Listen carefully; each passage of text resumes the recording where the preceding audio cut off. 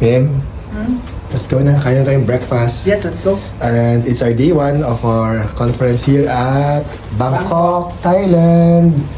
Let's go, kaya ka na? Kain tayo, gutom na ako. Yeah. Ano kaya mong food sa hotel? Ano masarap? Feeling ko maganda buffet ata. Yep. Hindi ba? Let's go.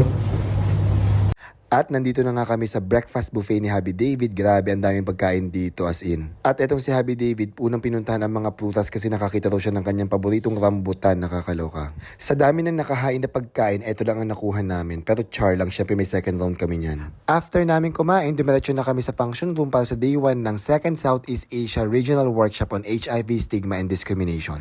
At kasama namin ang mga taga-UNAIDS, media, NGOs at saka mga content creators. At sa presentation ng Team Philippines, nagulat ako kasi nakita namin yung video namin ni Happy David with Nanay Elena on breaking the stigma on HIV. And kasama rin namin sa Team Philippines ang content creator at pharmacist na si Archie Larga.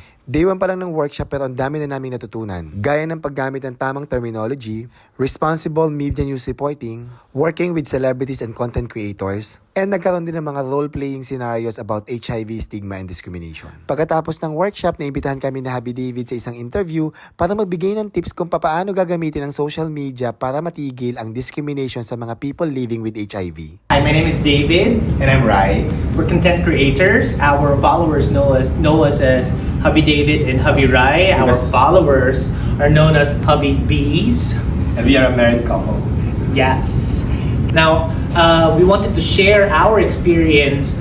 So these are a few tips so that we can be more effective in using content creation or social media in amplifying the message to end stigma and discrimination. Yeah, so I think what works for us when it comes to content creation are 3 things that I can share. So number 1 is being authentic.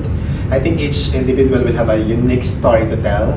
In the case of the LGBT community, there are people living with HIV, and sometimes there's fear for them, right? But there are also content creators who are very open in sharing their stories, which actually sparks inspiration to the community. At pagkatapos naman ng interview, nagbihis na kami ni Happy David para lumabas at kumain ng dinner.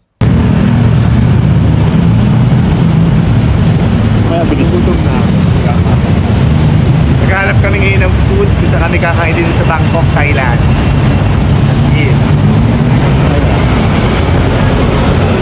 Napadaan kami dito sa isang night market na may mga pagkain like street foods at kung ano-ano pa. Kaso parang wala dito yung hinahanap namin pagkain. Ito si Happy David may pagsayaw pa, nakakaloka. Marami namang pagpipili ang pagkain dito pero wala talaga dito yung hinahanap namin na gusto namin kainin. Well actually, hindi ko din alam kung anong gusto namin kainin, nakakaloka.